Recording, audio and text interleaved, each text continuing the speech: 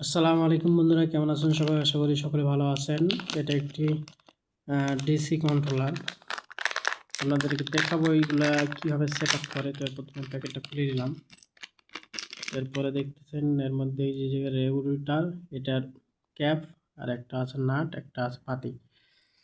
So এটা হচ্ছে DC regulator. সাধারণত আমরা এসি রেগুলেটর ব্যবহার করে থাকি, যেটা দিয়ে এসি ফ্যান, সিলিং ফ্যান বা টেবিল ফ্যান কন্ট্রোল করে থাকি। কিন্তু এটা হচ্ছে ডিসি রেগুলেটর। এটা দ্বারা আপনার ডিসি মোটর, ফ্যান, তারপরে ডিসি লাইট যেগুলো আছে এগুলো আপনি কন্ট্রোল করতে পারবেন। এখানে দেখতেছেন এটা কীভাবে সেট আপ করতে হয়। প্রথমে যদি আমি দেখাই, এখানে দেখতেছেন পাওয়ার মাইনাস হোক ওপর গেলাটা, পরেরটাইতে দেখতেছেন পাওয়ার প্লাস, তারপরে দেখতেছেন পাওয়ার মোটর প্লাস, তারপরে হচ্ছে মোটরের মাইনাস। অর্থাৎ এই দুইটার মধ্যে পাওয়ার দিতে হবে, ব্যাটারির প্লাস বা মাইনাস, আর এটার মধ্যে মোটরের প্লাস আর মাইনাস।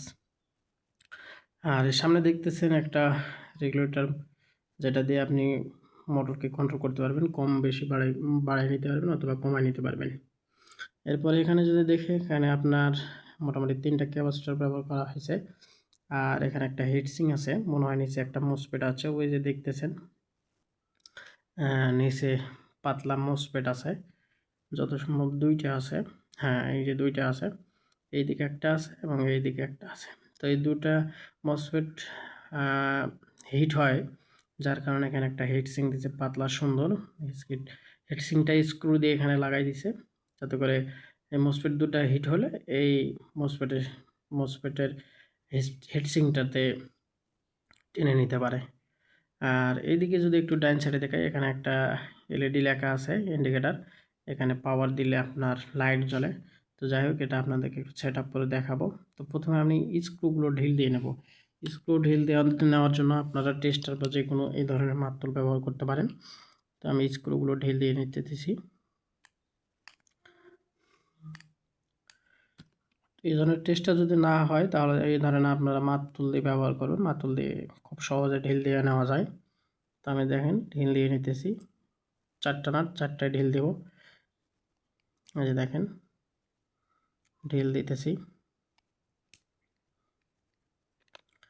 তো প্রত্যেকটা নাট ঢিল হয়ে গেছে। নিচে দেখেন আপনার তার লাগানোর জন্য এই যে প্রত্যেকটা ফাঁকা হয়ে গেছে নাটের যে নিচের এরিয়াগুলো।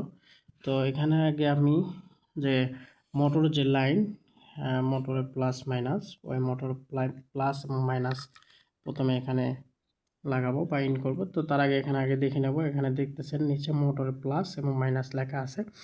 তো তারগুলো আগে আমি করে রেখেছি, যাতে করে ভিডিওটা ছোট হয়।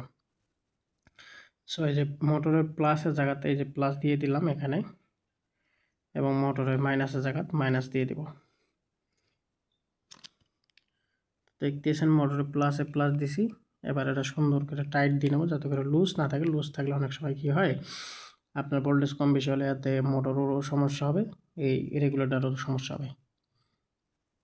তো সুন্দর করে আমি এগুলো লাগাই নেব, যাতে করে লুজ না থাকে।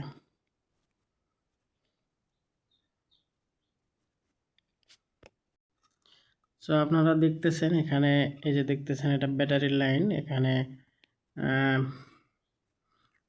প্লাসের জায়গায় প্লাস দিছে এবং মাইনাসের জায়গায় মাইনাস। এখানে মোটরের প্লাসের জায়গায় প্লাস এবং মাইনাসের জায়গায় মাইনাস দিছে। এখন যদি এটাকে আমি চালু করি, চালু করলে আপনার এখানে দেখতেছেন রেগুলেটর, এখানে একটা ইন্ডিকেটার আছে, এই যে ডাইন সাইডে এই ইন্ডিকেটারটা জ্বলবে। এই যে দেখেন চালু করছি, এই যে দেখেন লাইটটা জ্বলে গেছে। এখন যদি আমার ভাঙ্গাচোরা ফ্যানটাকে একটু চালু করি, তাহলে দেখবেন এটা চলতে শুরু করবে। আমি রেগুলেটরটা যদি একটু পাকাই, এই যে দেখেন আস্তে আস্তে চলতে শুরু করছে। এখন যদি আমি জোরে দেই, তাহলে এটাও অনেক জোরে করবে ফ্যানটা। এই যে দেখতেছেন অনেক জোরে ঘুরতেছে। এই যে দেখেন স্পিড বাড়িয়ে দিচ্ছি। এই যে দেখেন, এই যে দেখেন, এই যে পুরো স্পিড থেকে দিচ্ছি। অনেক বাতাস, অনেক জোরে করবে, প্রচুর জোরে করবে, বলার মতো ভাষা না। আমি যদি স্ট্যান্ডটা ছাড়ে দিই, তাহলে ফ্যানটা উড়ে চলে যাবে, মানে পড়ে যাবে। আর এখানে যাই হোক ভাই, এসি রেগুলেটর আর পাওয়া অনেক সময় খুব দুষ্কর হয়ে যায়, সব জায়গায় পাওয়া যায় না। বিশেষ করে দারাজে অনলাইনে পাওয়া যায়, কিন্তু ডেলিভারি চার্জও অনেক খরচ এসে যায়। সো এটা আমি নিয়ে আসছি 150 টাকা দিয়ে। ওটা বেশ ভালোই আলহামদুলিল্লাহ। এর আগে একটা নিয়েছিলাম 120 টাকা দিয়ে, ওটা ছোটো। সো এটা ওটার তুলনায় অনেক বড়। ওটাতে একটা ক্যাপাসিটার আছে, আর এইগুলা মোসফেট একটা আছে, এটাতে ডবল আছে এবং 3টা ক্যাপাসিটার আছে, একটা হিটসিং আছে। এত কিছু নাই, ওটার সার্কিটটা অনেক ছোট, এতটুকু আর অর্ধেক।